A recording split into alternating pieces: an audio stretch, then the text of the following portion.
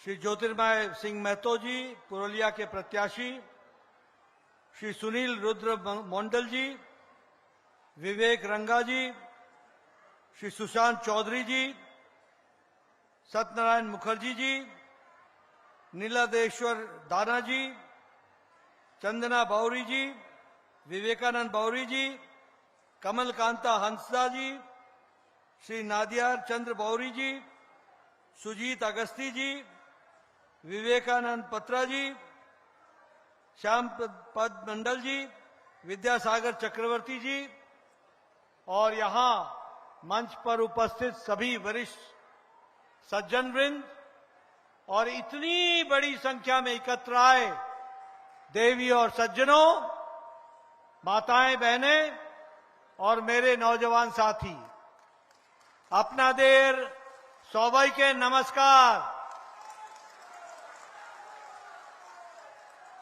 आपने रे हिंदी बुझते पारी तो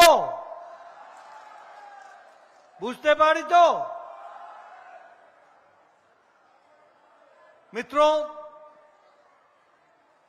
अभी सुभाष सरकार जी ने और ज्योतिर्मय मंडल जी ने आपके सामने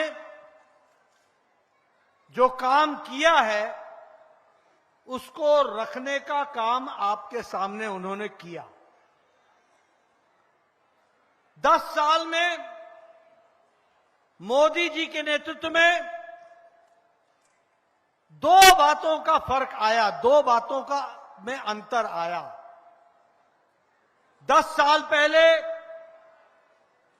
लोग वोट मांगते थे, वह वोट जाति के आधार पर मांगते थे, धर्म के नाम पर मांगते थे, तुष्टीकरण करते थे, वोट बैंक की राजनीति करते थे, भाई को भाई से लड़ाते थे, धर्म को धर्म से लड़ाते थे, जाति को जाति से लड़ाते थे, शहर को गांव से लड़ाते थे, आदिवासी को मैदानी इलाके से लड़ाते थे। हर लोगों को लड़ाने का काम 10 साल पहले कांग्रेस पार्टी किया करती थी। लेकिन जब से मोदी जी आए, उन्होंने जातिवाद को धत्ता दिखाया, धर्म की राजनीति समाप्त की, तुष्टीकरण को समाप्त किया और सबका साथ, सबका विकास, सबका विश्वास इस मंत्र के साथ देश को आगे ले गए। ये हमको देखने को मिलता है। और उन्होंने शुरू की जवाबदेही की राजनीति, politics of performance, politics of responsibility, politics of accountability, report card की राजनीति। और आपने देखा सुभाष सरकार ने जो काम किया था वो भी बताया, जो नहीं कहा था वो भी करके दिखाया, और जो आगे करेंगे वो भी सामने आपके रख दिया। ये राजनीति का फर्क पड़ा। आज इन्होंने बता दिया कि अगले 5 साल में ये क्या करेंगे। ये सब संभव हुआ है तो आदरणीय मोदी जी के नेतृत्व में भारत की राजनीति की संस्कृति बदल गई, परिभाषा बदल गई, चाल ढाल बदल गया, काम करने का तरीका बदल गया। अब राजनेता मेवा नहीं खाता, राजनेता मोदी जी के नेतृत्व में सेवा करता है, लोगों की सेवा करता है और देश को परिवर्तन की ओर ले जाता है। मित्रों, मेरे पूर्व नेताओं ने आपको बहुत सी बातें कही हैं, लेकिन मैं एक बात कहना चाहता हूं। मोदी जी के नेतृत्व में हम मजबूत सरकार बनाना चाह रहे हैं और मजबूत सरकार चला रहे हैं। और ममता जी और ये इंडी गठबंधन के लोग मजबूर सरकार चाहते हैं, मजबूर सरकार। बोलो, मजबूत सरकार चाहिए ना? मजबूत सरकार चाहिए ना? लाचार सरकार नहीं चाहिए ना? ममता दीदी घुसपैठियों के साथ समझौता करते हैं, टेररिस्टों को, आतंकवादियों के साथ मुलायम रहते हैं, आतंकवादियों को पनाह देने वालों को ममता दी पनाह देती है, और मोदी जी के नेतृत्व में आतंकवादियों को उनके छक्के छुड़ा देते हैं और उनको वापस भेज देते हैं। इस तरीके का काम होता है। मित्रों,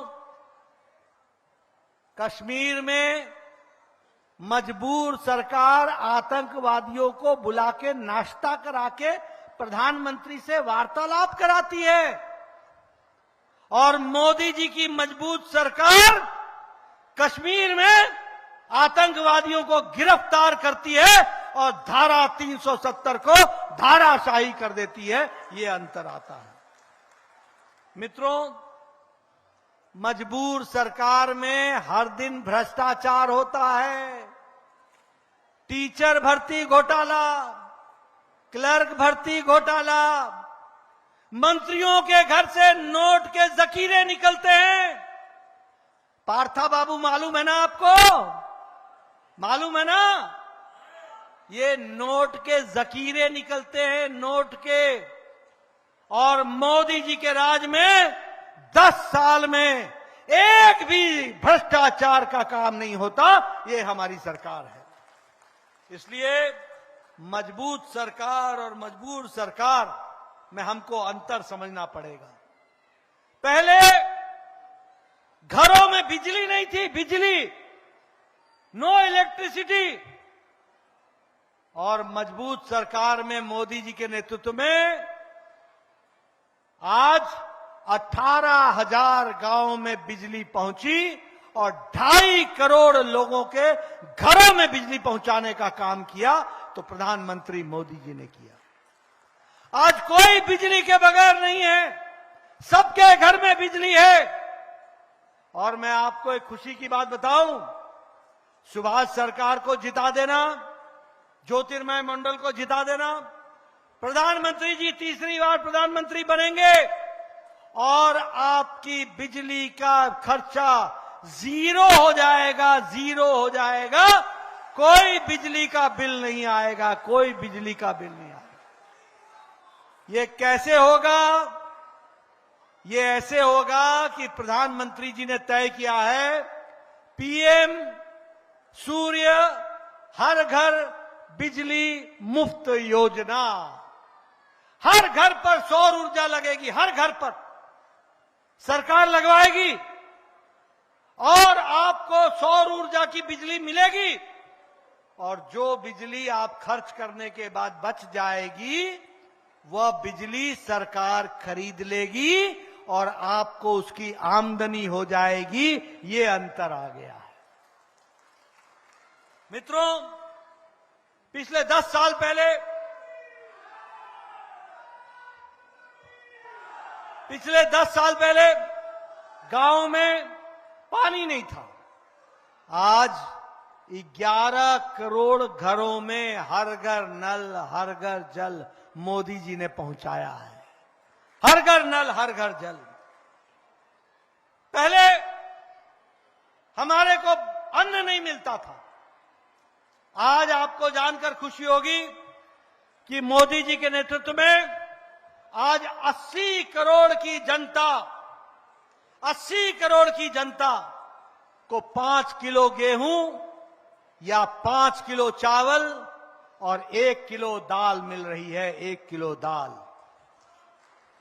और इसके कारण आज 25 करोड़ लोग 10 साल में गरीबी की रेखा से ऊपर आ गए हैं। ये भी हमको ध्यान में रखना चाहिए। और ये हम नहीं कह रहे, नीति आयोग कह रहा है, ये हम नहीं कह रहे, इंटरनेशनल मॉनिटरी फंड बोल रहा है कि 25 करोड़ लोग गरीबी की रेखा से ऊपर आ गए।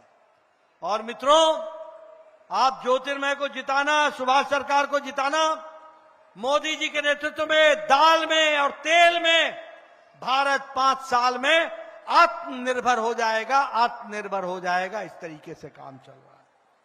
मित्रों, कभी कोई किसान सोच सकता था कि उसको 2000 रुपए चौथे महीने मिलेगी, 2000 रुपए चौथे महीने मिलेगी?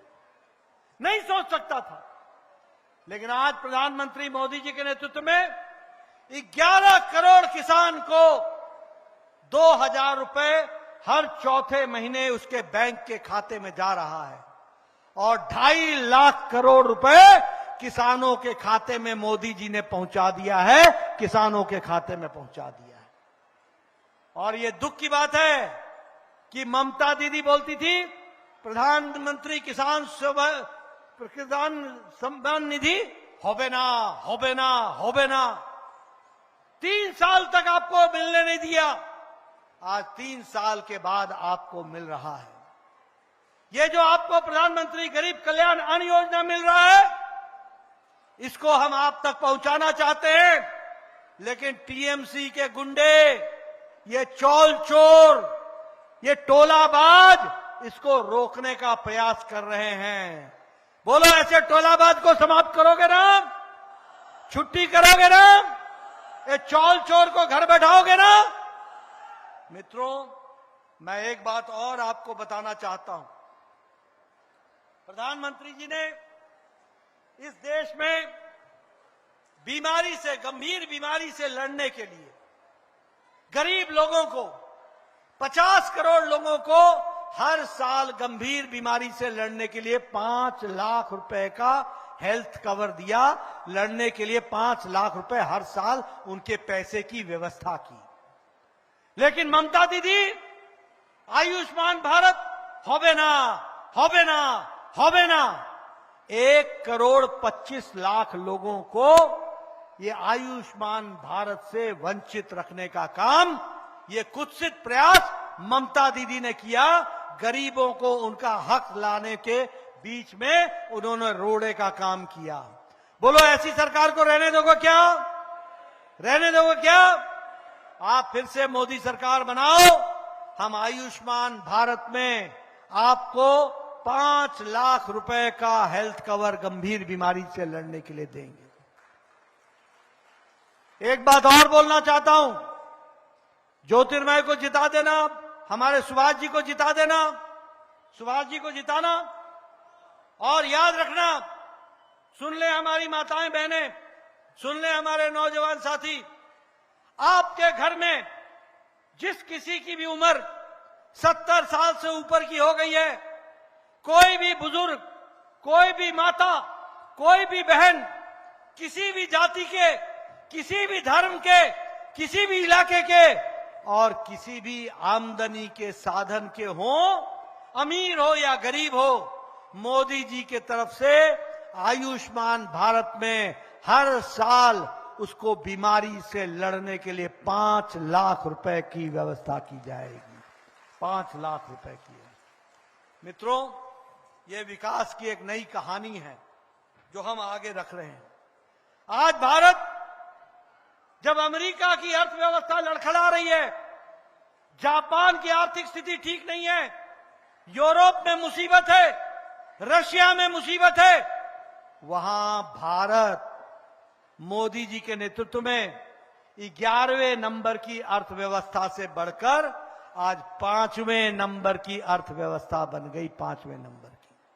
और मोदी जी को तीसरी बार प्रधानमंत्री बनाना, आपको याद रहेगा कि 3 साल के अंदर भारत तीसरी अर्थव्यवस्था दुनिया की बन जाएगी, तीसरी अर्थव्यवस्था बन जाएगी। दवाई बनाने में हम दूसरे नंबर पर खड़े हैं। सबसे अच्छी और सस्ती दवा भारत बना रहा है। इस्पात में हम दूसरे नंबर पर खड़े हैं। गाड़ी बनाने में, ऑटोमोबाइल में हम तीसरे नंबर पर खड़े हैं। हमने जापान को पछाड़ दिया। और आपके हाथ में जो मोबाइल है ना, मोबाइल, ये मोबाइल, इस पे 10 साल पहले लिखा होता था मेड इन चाइना, इस पे लिखा होता था मेड इन कोरिया, इस पे लिखा होता था मेड इन जापान, इस पे लिखा होता था मेड इन ताइवान। आज आपके मोबाइल पे लिखा है मेड इन इंडिया। ये बदलता भारत है। स्मार्टफोन, एप्पल फोन, ये सब भारत में बन रहे हैं। इसलिए मित्रों, विकास की एक नई कहानी लिखी जा रही है। आप बताइए, मोदी जी के राज में नेशनल हाईवे बना है कि नहीं बना है? बना है कि नहीं बना है? आप बताइए, आपको 7 मेडिकल कॉलेज मिले कि नहीं मिले? आप बताइए, आपको all India institute of medical sciences मिला कि नहीं मिला? आप बताइए, आपका अमृत भारत में रेलवे स्टेशन का पुनर्निर्माण हो रहा है कि नहीं हो रहा है? उसका काम चल रहा है कि नहीं चल रहा है? मैं आपको बताना चाहता हूं, आने वाले समय में बांकुरा का रेलवे स्टेशन कोई एयरपोर्ट से कम नहीं होगा, उसके बराबर का वर्ल्ड क्लास का रेलवे स्टेशन बन जाएगा। इसलिए मित्रों, विकास के दृष्टि से हमारी सरकार ने, मोदी जी की सरकार ने हर तरीके से आपके विकास को आगे बढ़ाया है। मैं करेक्ट करना चाहूंगा, रेलवे में 13,800 करोड़ रुपए खर्च हो रहे हैं, दुगना खर्च हो रहा है। 5 वंदे भारत ट्रेन चल रही हैं, अमृत भारत एक्सप्रेस चल रहा है, भारत माला परियोजना चल रही है। इसलिए विकास के नए नए आयाम चल रहे हैं और विकास के नए नए आयामों को रखा जा रहा है। मित्रों, मैं यहां ये भी आपको बताना चाहता हूं कि आपके बांकुरा में टेराकोटा का जो क्राफ्ट है, उसको जीआई टैग सुभाष सरकार जी ने दिलाया है। मैं सुभाष सरकार जी को बधाई दिलाना चाहता हूं कि उन्होंने पंचमुरा टेराकोटा को जीआई का टैग दिलाया है। आपके यहां प्लास्टिक पार्क जो बजौरा में बन रहा है, वो 432 करोड़ रुपए का बन रहा है, 432 करोड़ रुपए का। आपके यहां मैंने बताया कि बांकुरा का रेलवे स्टेशन वह भी रीडेवलप किया जा रहा है, और आपके यहां वाटर सप्लाई की पाइपलाइन, उसके लिए भी 74 मिलियन लीटर्स, 74 मिलियन लीटर्स का प्रतिदिन पानी की व्यवस्था करने का काम किया जा रहा है। मित्रों, सुभाष सरकार बहुत ही उत्तम किस्म के प्राणी हैं, बहुत ही उत्तम किस्म के नेता हैं। इनको आगे बढ़ाना हमारा काम है। बोलो, बढ़ाओगे ना? जिताओगे ना? ज्योतिर्मय को जिताओगे ना? आगे बढ़ाओगे ना? मैं आपसे यही आशा करता हूं। लेकिन इसके साथ साथ मैं एक बात और बताना चाहता हूं कि एक तरफ मोदी जी हैं जो विकास के लिए हर तरीके का काम कर रहे हैं, और एक तरफ ममता दीदी हैं जो देश को, प्रदेश को मुसीबत में डालने का काम कर रही हैं। मैं बहुत जिम्मेदारी के साथ बोलना चाहता हूं। आप बताइए, ममता जी के राज में घुसपैठियों को यहां शरण दी गई कि नहीं दी गई? दी गई कि नहीं दी गई? आप बताइए, ममता जी के राज में संदेश खली जैसी घटनाएं घटी कि नहीं घटी? आप बताइए, ममता जी के राज में ऐसे संदेश खली के घटना के मुख्य अभियुक्त को बचाने का काम ममता दीदी ने किया कि नहीं किया? आप बताइए, ऐसे लोगों ने समाज में मुसीबत डाली कि नहीं डाली? इनको जवाब देना है तो आपको हमारे सुभाष सरकार को दिल्ली भेजना होगा, ज्योतिर्मय को दिल्ली भेजना होगा। मैं वायदा करता हूं, मोदी जी के राज में इस तरीके की घटना नहीं घटेगी, इस बात का भी आपको विश्वास दिलाना चाहता हूं। मित्रों, ममता दीदी के राज में भ्रष्टाचार होता है कि नहीं होता है? टोलाबाजी होती है कि नहीं होती है? चौल चोर है कि नहीं है? बालू चोर है कि नहीं है? कोयला चोर है कि नहीं है? आप बताइए, ये गाय की स्मगलिंग कराने में इन लोगों का रोल है कि नहीं है? आप बताइए, हर तरीके का भ्रष्टाचार ये कर रहे हैं कि नहीं कर रहे हैं? आप बताइए, इनके टीएमसी के कार्यकर्ता नहीं गुंडे हैं कि नहीं है? महिलाओं पर अत्याचार करते हैं कि नहीं करते हैं? और ये हर तरीके का टोलाबाजी करते हैं कि नहीं करते हैं? और इनको ममता जी का संरक्षण मिलता है कि नहीं मिलता है? आप बताइए, इससे निजात दिलाना है कि नहीं दिलाना है? अगर दिलाना है तो चुनाव के दिन कमल का बटन दबाना है, सुभाष सरकार को भेजना है, दिल्ली एमपी बनाना है, ज्योतिर्मय को एमपी बनाना है और बंगाल को आगे बढ़ाना है और आगे चल करके बंगाल में भी कमल खिलाना है, कमल खिलाना है, कमल खिलाना है। बोलो करोगे ना? मेरे माताएं बताइए, करेंगे ना? कोरबे ना? कोरबन? पक्का? पक्का? करेंगे ना? बहुत बहुत धन्यवाद। जय भारत, जय बंगाल। असंख्य धन्यवाद हमारे सर्वभारतीय सभापति माननीय जेपी नड्डा महोदय के।